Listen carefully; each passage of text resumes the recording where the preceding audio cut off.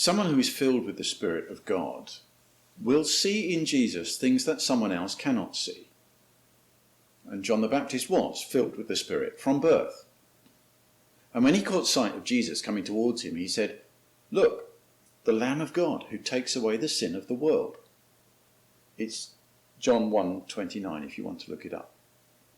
Look, the Lamb of God who takes away the sin of the world. What on earth could he have meant by that?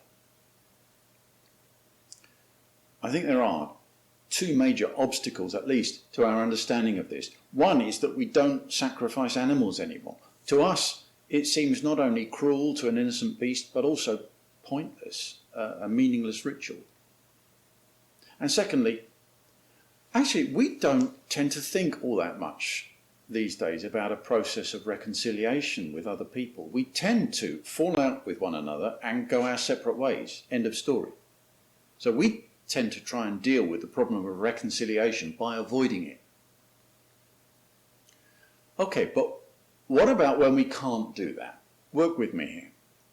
We've fallen out with someone, okay? It doesn't matter who, but it's someone that we can't do without.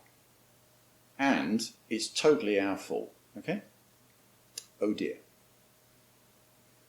Well, what we need now, isn't it, is to enter into a process of reconciliation with this other party. At very least, it has to involve us showing them that we understand and acknowledged what we did to break the relationship, and showing them that we are serious about not doing it again. And showing them as well that despite everything that happened, this relationship is really important to us. And words are cheap too, we know that. Words alone are not going to fix what's been broken. We need to do something.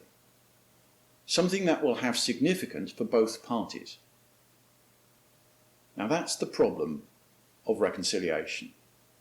And when they sacrificed animals, they were facing that problem. The one they'd fallen out with and couldn't do without was God. And the sacrifice was part of the process of reconciliation.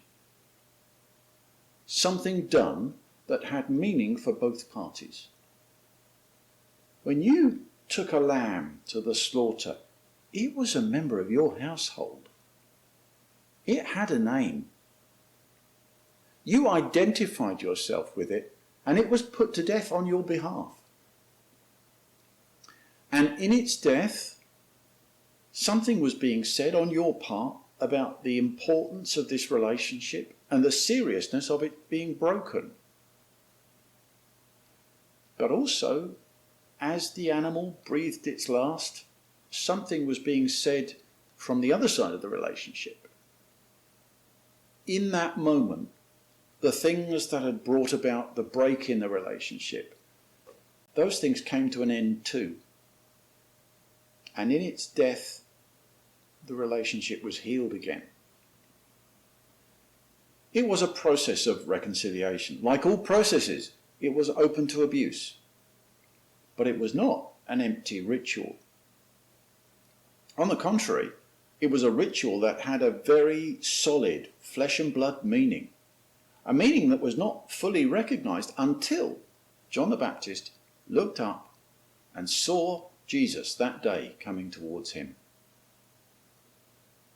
Why did Jesus die? To heal the broken relationship between the world and its maker. To meet full on our behalf, the end that comes upon any creature that rebels against its creator. To be the Lamb of God who takes away the sin of the world.